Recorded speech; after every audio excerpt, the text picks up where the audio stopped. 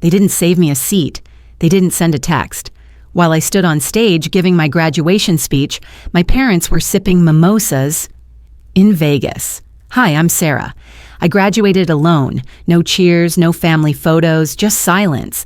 And when I found out they left for a freedom weekend instead of showing up for me, I stopped pretending it didn't hurt.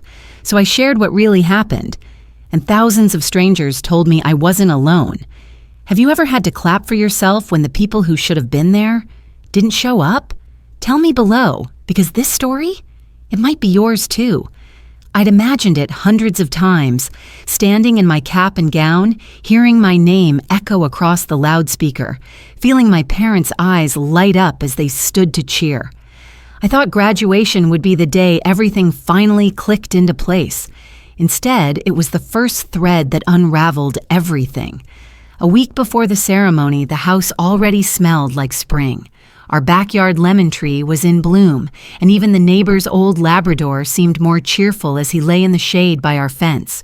Inside, the air conditioning hummed softly, competing with the tick-tick of my mom's acrylic nails on her phone screen.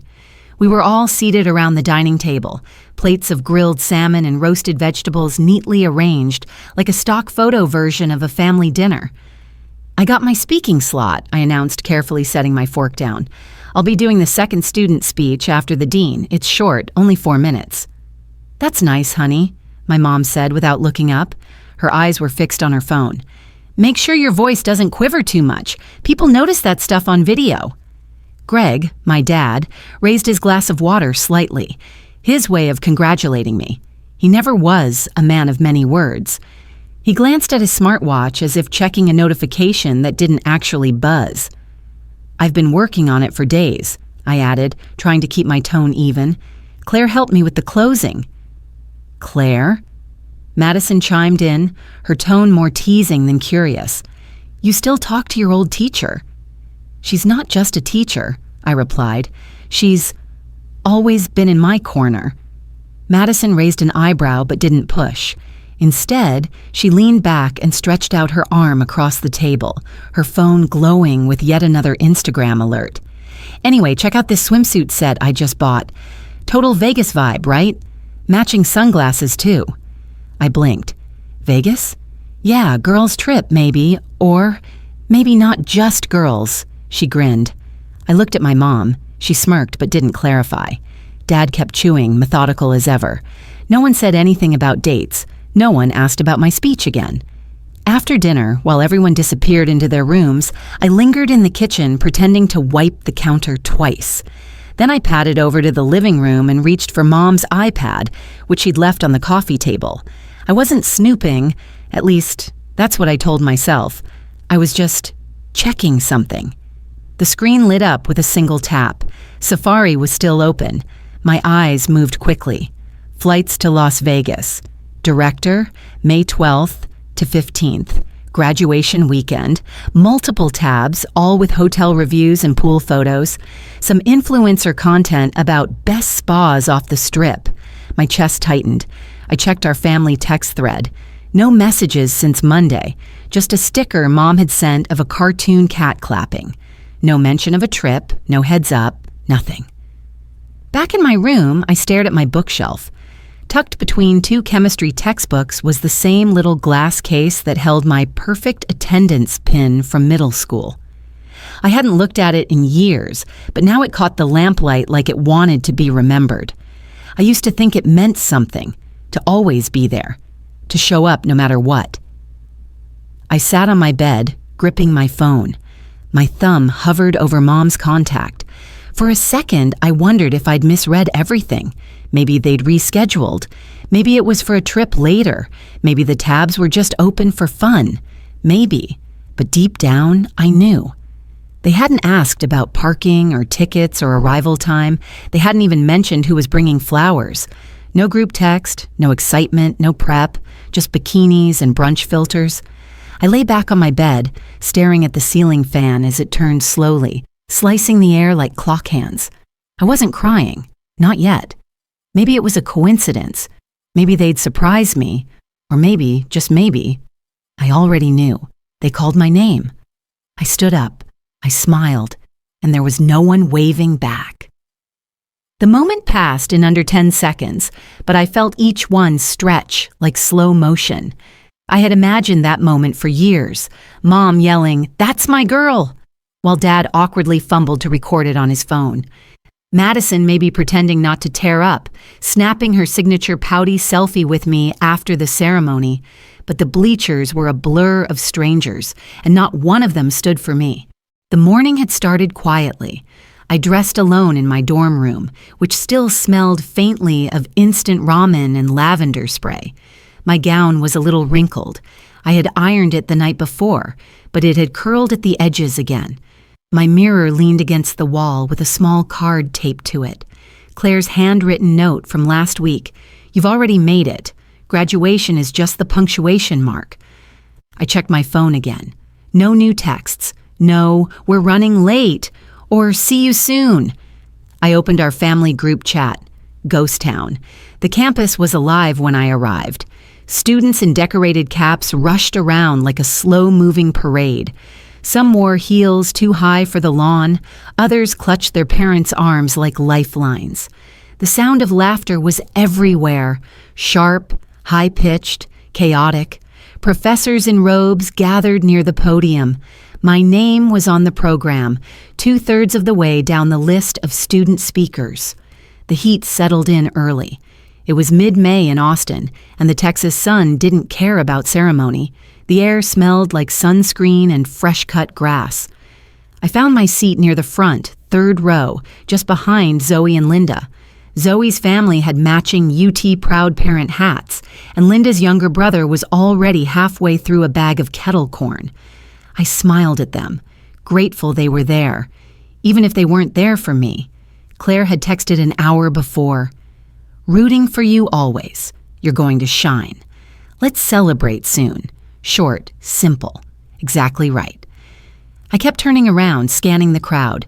Maybe they were late. Maybe they got stuck in traffic. I clung to that, maybe like a thread that kept fraying no matter how tightly I held on. When my name came up on the speakers list, I double-checked my phone again. Still nothing. My voice was steady during the speech, though I can't remember most of what I said. Something about persistence, about failure and rebuilding. I had rehearsed it a dozen times in the mirror, but I was somewhere else inside, watching the seats I had saved in my heart sit empty. Afterward, Leo found me near the garden path. He wore a blue button-down shirt, slightly wrinkled at the collar, and held a small bouquet of sunflowers. "You crushed it," he said, placing the flowers in my hands. "Seriously, you looked like you owned that stage."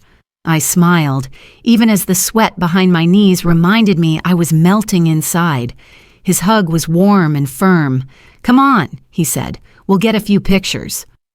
We walked toward the gathering crowd. Families were pulling their graduates into group shots. There was laughter, squealing, parents crying behind sunglasses. I spotted Linda's mom wiping her cheeks with a crumpled tissue while her dad held the camera steady. Zoe's dad had brought a handmade sign that read, "First Gen and Killin' It." I stood aside, holding my flowers like a prop in a play I wasn't cast in. Then my phone buzzed. A TikTok notification. Madison had just posted. I opened it, thumb trembling. The video was a slow pan of a rooftop pool, captioned, "Freedom Weekend. Family First. Vegas Vibes." It showed her mom and dad in oversized sunglasses, sipping drinks in tall, sweating glasses.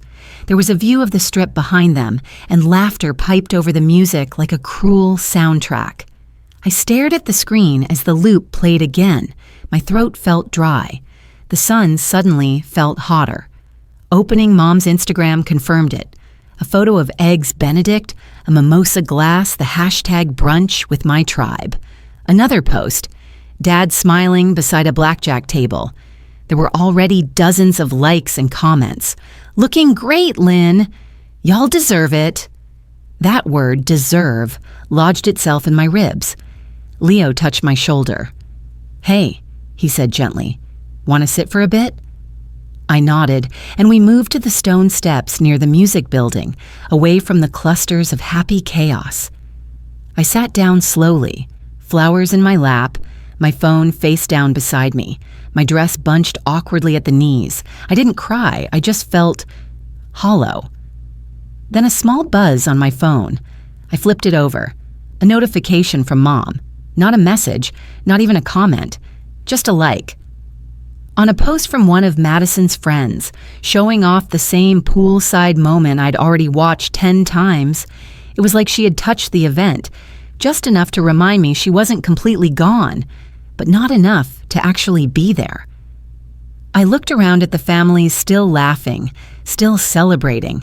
The smell of barbecue from a nearby food truck drifted past. A baby was crying somewhere. Someone popped a confetti cannon and a group of friends screamed in delight.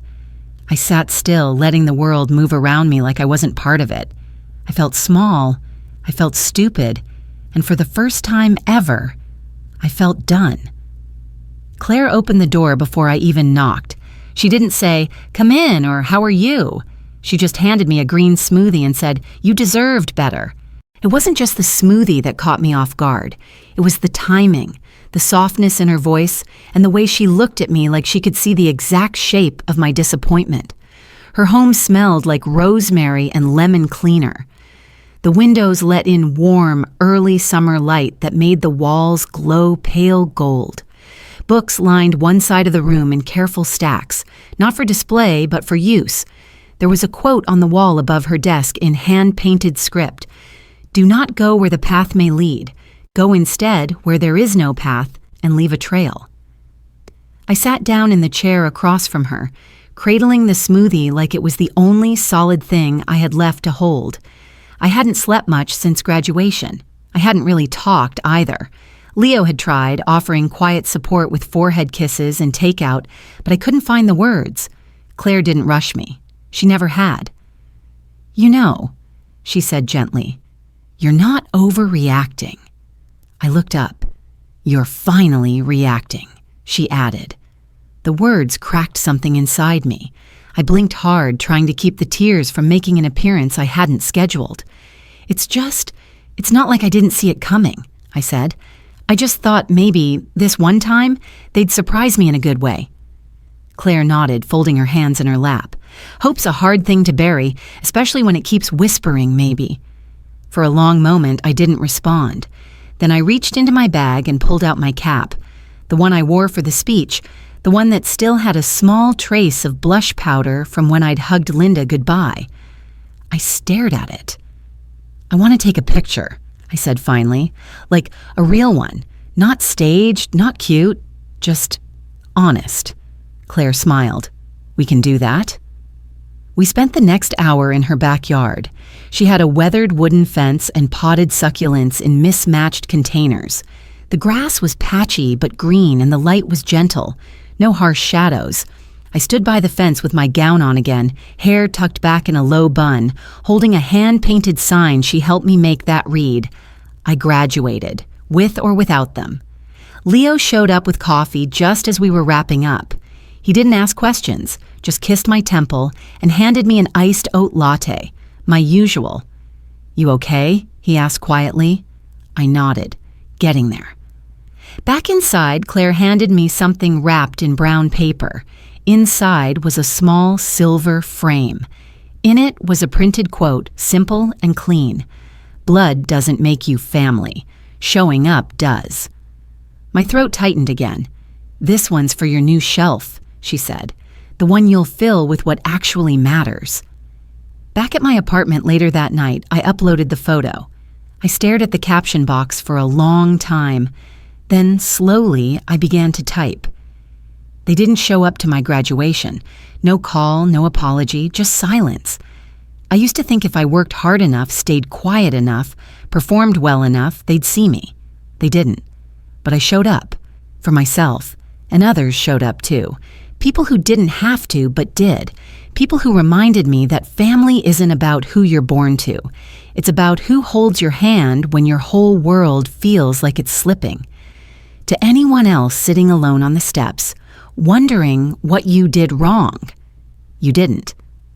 Grad without them, Santiago chosen family. I didn't cry after I hit post.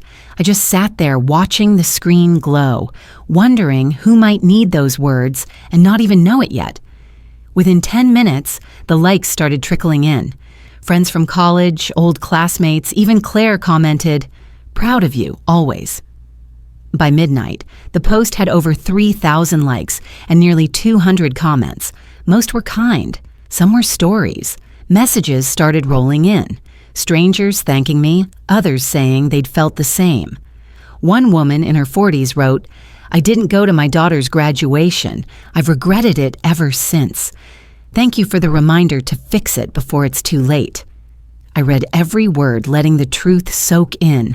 I wasn't alone. I wasn't crazy. And I wasn't invisible. I was visible. The next morning, I was brushing my teeth when my phone buzzed. A new email. Subject line, BuzzFeed feature request message. We'd love to highlight your story as part of our series on modern family definitions. Let us know if you're open to chatting. Right below that, a DM from Madison. Just one word. Seriously? I stared at it for a long moment. I didn't open the message. Instead, I opened my window, letting the morning air in, fresh and slightly humid. And I smiled, not out of spite, not out of satisfaction, just a small, quiet smile. Because finally, this time, the silence belonged to me. I didn't think it would blow up. Honestly, I just wanted to reclaim something. My moment.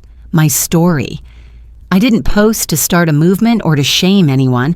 I posted because it hurt, and silence never made the hurt go away. But the internet had other plans. By the second morning, my graduation photo had passed 100,000 likes. The comment section was a mosaic of heartbreak and hope. Some people wrote essays. Others just left heart emojis or broken ones. A few trolls popped in, of course, people who seemed personally offended by boundaries, but the good far outweighed the bitter. TikTok got a hold of it next. Someone stitched my image with a montage of other graduates sitting alone at ceremonies. Another posted a duet, sharing their own story of being forgotten, abandoned, left out. There was even a soft piano version of Pomp and Circumstance looping over some of the videos. Suddenly, the hashtag #GradWithoutThem was trending.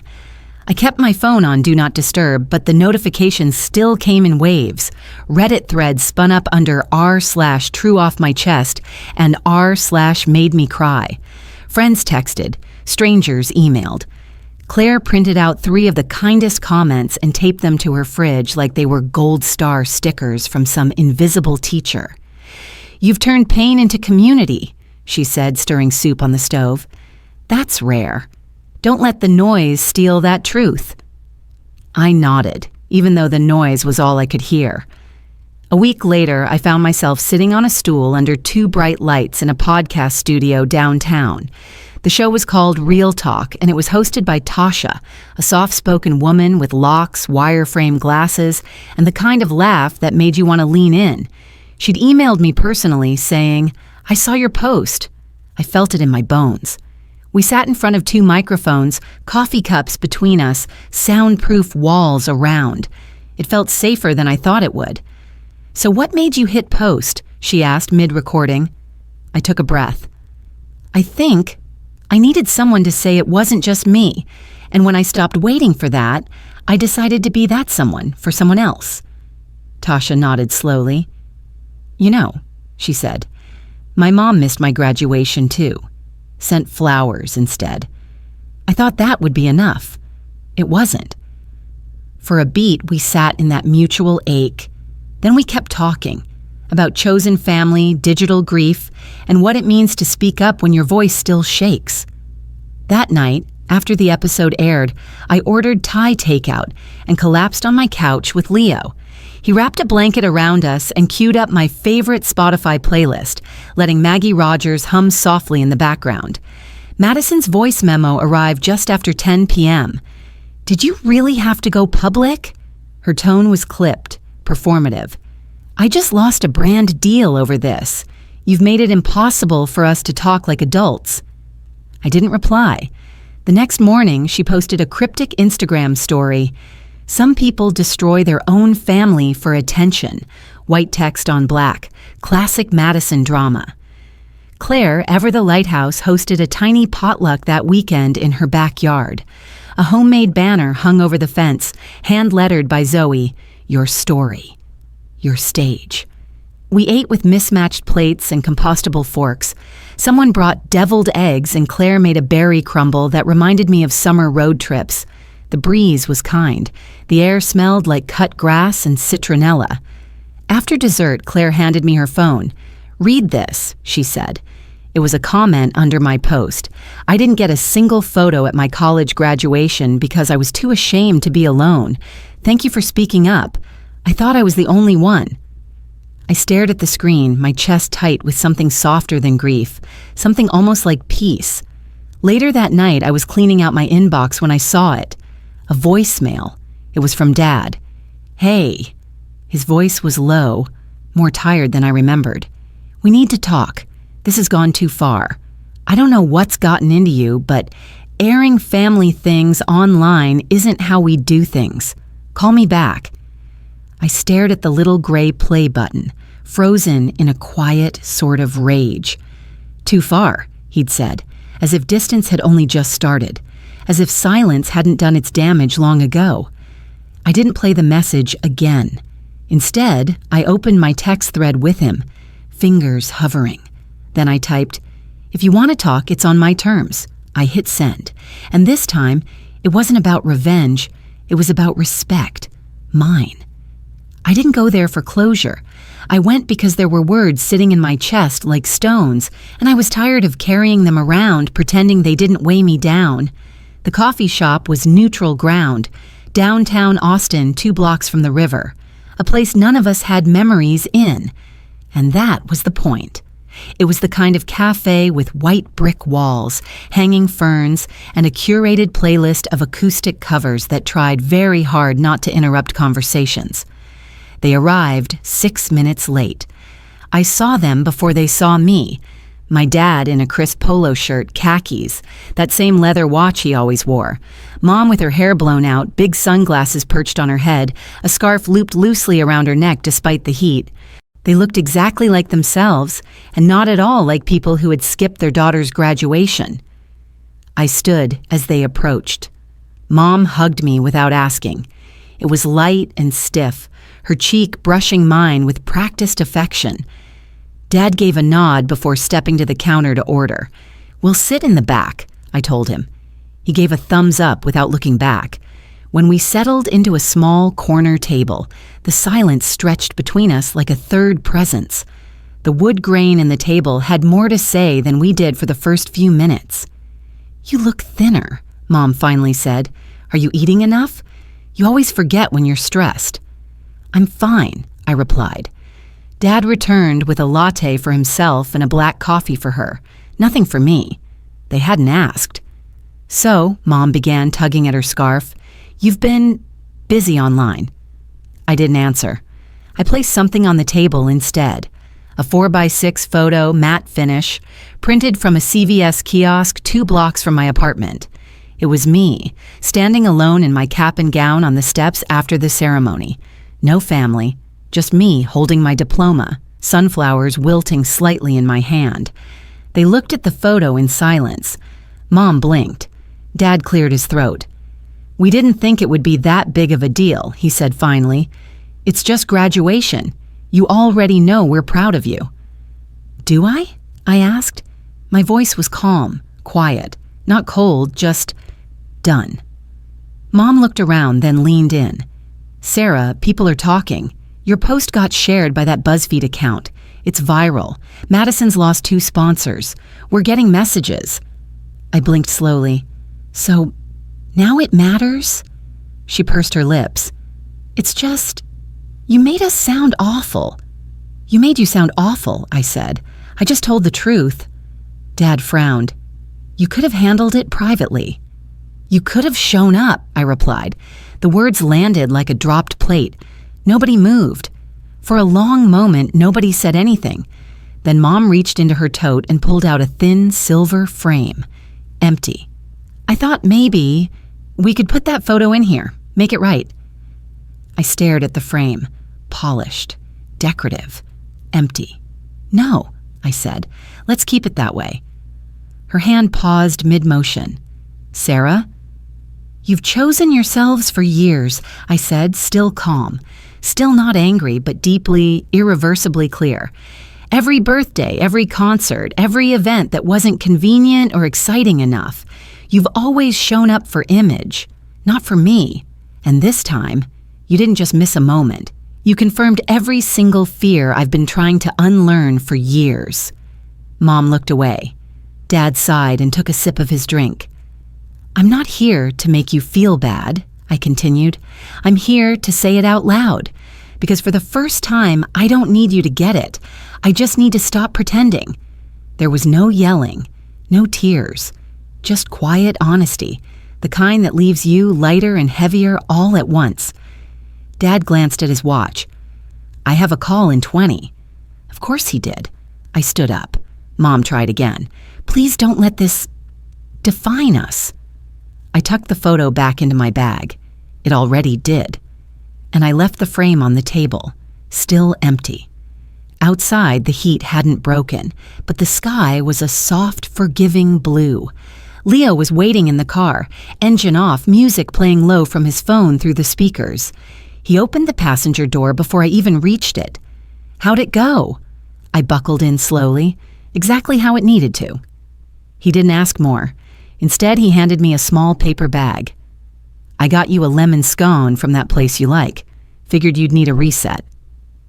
I held the bag in my lap, staring out the window as he started the engine. Somewhere inside, the knots I'd carried for years were loosening. Not gone, but loosening. Claire's voice echoed quietly in my mind. The most powerful version of you won't need them to understand. She'll just say it anyway. And I had. A year later, I wore white again. Not for a wedding, for something quieter. Something that didn't need a label, but if it had one, it would be peace. Claire's backyard looked like something out of a summer magazine. If summer magazines showed chipped folding chairs, uneven picnic tables, and string lights that flickered slightly with age. Fireflies blinked lazily in the corners, and someone had brought a Bluetooth speaker that played Norah Jones and Fleetwood Mac on shuffle. The air was sticky in a gentle way, like the season was holding us instead of smothering us. I smoothed the hem of my linen dress and looked around. Zoe was refilling paper cups with sparkling cider. Linda was arranging brownies still warm in foil trays, and Leo was at the grill, flipping veggie burgers with one hand and holding a kitchen towel like a makeshift oven mitt with the other. Someone had brought a keepsake book and placed it at the front of the table under a sign that read, "Messages to the you who didn't give up." That someone, of course, was Claire. She stood by the garden gate, greeting everyone with her signature warmth, a two-handed hug, a compliment that didn't sound rehearsed, a glance that said, "I see you." She had added new herbs to the planters this year, lavender, mint, thyme. The whole yard smelled like effort and intention. I was about to duck inside for more napkins when she caught my eye and nodded toward the picnic table. "Speech time," she said, smiling. I hadn't planned on speaking. But when she looked at me that way, steady and believing, I walked to the front of the yard, cleared my throat, and held the mic someone had borrowed from their church's youth group.